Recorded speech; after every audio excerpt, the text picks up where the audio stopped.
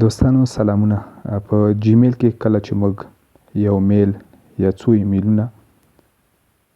میلونه چې موږ آرشیف کوو یا هم آرکایو کوو نو موږ نه بیا ورکي ځای موږ نه ورکي چې دغه د آرشیف یا آرکایو میلونه چې دي دا کوم ځای کې مثلا نقل کیږي نو بیا موږ نه ځای ورک.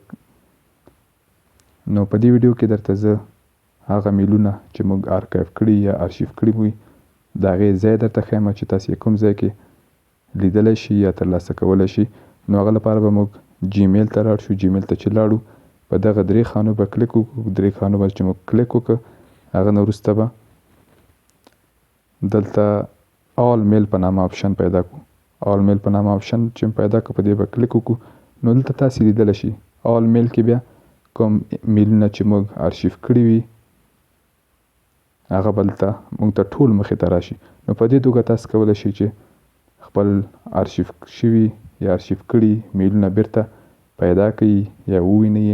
نو که ویډیو مې خوښه شوي در سره لایک کړئ. که کوم نظر یا پوښتنه لرئ د کمنټ لارې شریک کړئ. نو که چینل ته نوي یاست در سره سبسکرایب کړئ چې په راتلونکي کې همداسې نورې ویډیوګانې هم زر سره شریک کړم. نو تر بلې ویډیو مو په پاک او مهربان رب سپارم. هر چیرې چې یاست خوښ اوسئ.